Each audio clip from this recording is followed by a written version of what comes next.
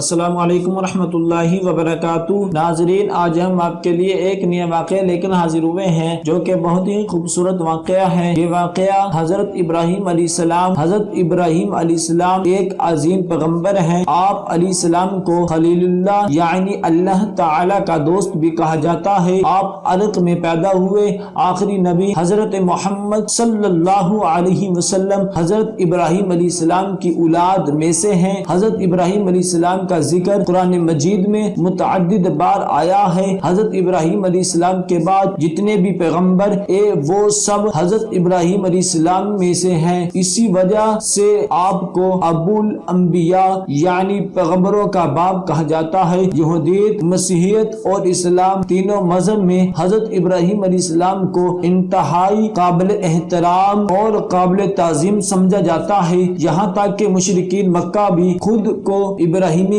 کہتے ہیں۔ حضرت ابراہیم علیہ السلام تقریباً 4000 سال قبل عرق میں پیدا ہوئے۔ حضرت ابراہیم علیہ السلام نے بچپن میں ہی بتوں کی عبادت مخالفت کی۔ حضرت ابراہیم علیہ السلام کی کھل کر بتوں کی مخالفت کرنے پر ان کو قتل کرنے اور گھر سے نکلنے کی دھمکی دی گئی۔ حضرت ابراہیم علیہ السلام نے ایک مرتبہ بت میں جا کر بتوں کو ٹکڑے ٹکڑے کر دیا اور آپ علیہ السلام نمرود بادشاہ کے ساتھ مناظرہ میں حضرت ابراہیم علیہ السلام کے دلائل پر غور کرنے کی بجائے یہ شاہی فرمان جاری کیا گیا کہ ان کو جلا ڈالو اور اپنے معبودوں کی مدد کرو۔ حضرت ابراہیم علیہ السلام کو آگ میں ڈالے جانے کا واقعہ پیش آیا، مگر اللہ تعالی کے حکم سے آگ حضرت ابراہیم علیہ السلام کے لیے ٹھنڈی ہونے کے ساتھ ساتھ سلامتی اور آرام کا باعث بن گئی۔ اس قوم کی بدنصیبی کی حد یہ تھی کہ اتنا بڑا معجزہ دیکھنے کے باوجود بھی وہ ایمان نہیں لائے۔ اللہ تعالی نے حضرت ابراہیم علیہ السلام کو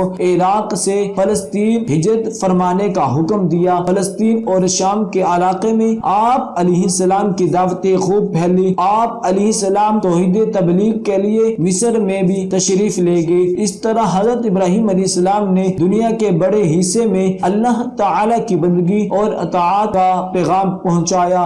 اللہ تعالی نے حضرت ابراہیم علیہ السلام کو عمر کے آخری حصے میں اولاد سے نوازا۔ حضرت اسماعیل علیہ السلام آپ علیہ السلام کے بڑے بیٹے ہیں، جن کی والدہ کا نام حضرت ہاجرہ علیہ السلام ہے۔ دوسرے بیٹے کا نام حضرت اسحاق علیہ السلام اور ان کی والدہ کا نام حضرت سارہ علیہ السلام ہے۔ اللہ تعالی نے ان دونوں بیٹوں کے ذریعے حضرت ابراہیم علیہ السلام کو بڑی برکت سے نوازا۔ اللہ تعالی کے حکم سے حضرت ابراہیم علیہ السلام نے اپنی بیوی حضرت ہاجرہ علیہ السلام اور بیٹے حضرت اسماعیل علیہ السلام کو مکہ مکرمہ کے چٹیل میدان میں چھوڑ دیا۔ جب کھانے پینے کے لیے کچھ نہ رہا تو حضرت ہاجرہ علیہ السلام بے چین ہو کر قریب ہی صفا اور مروہ نامی پہاڑیوں پر پانی کی تلاش میں دوڑی۔ ایک ماہ کی یہ بے چینی دیکھ کر اللہ تعالی نے وہاں پانی کا چشمہ جاری کر دیا، جسے زمزم کا چشمہ کہا جاتا ہے۔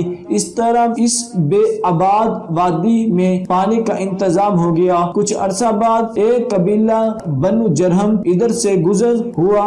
پانی کی سہولت دیکھ کر انہوں نے حضرت ہاجرہ علیہ السلام سے قیام کی اجازت چاہی۔ حضرت ہاجرہ علیہ السلام نے وہاں قیام کی اجازت دے دی۔ پھر اللہ تعالی کی رضا کے لیے حضرت ابراہیم علیہ السلام نے اللہ تعالی کے حکم پر تاریخ انسانی وہ عظیم و شان کارنامہ انجام دیا جس کا مشاہدہ نہ اس سے پہلے کبھی زمین و آسمان نے کیا اور نہ اس کے کریں گے۔ اپنے جگر گوشے حضرت اسماعیل علیہ السلام کے منہ کے بل زمین پر لٹا دیا، چھری تیز کی آنکھوں پر پٹی باندھی اور پوری طاقت سے چھری اپنے بیٹے کے گلے پر چلاتے رہے، یہاں تک کہ اللہ تعالی کی طرف سے صدا آئی، اے ابراہیم، تم نے اپنا خواب سچ کر دکھایا، ہم نیک لوگوں کو ایسے ہی بدلہ دیتے ہیں۔ چنانچہ حضرت اسماعیل علیہ السلام کے بدلے جنت سے ایک مینڈا بھیج دیا گیا جسے حضرت ابراہیم علیہ السلام نے ذبح کر دیا۔ اللہ تعالی نے آپ علیہ السلام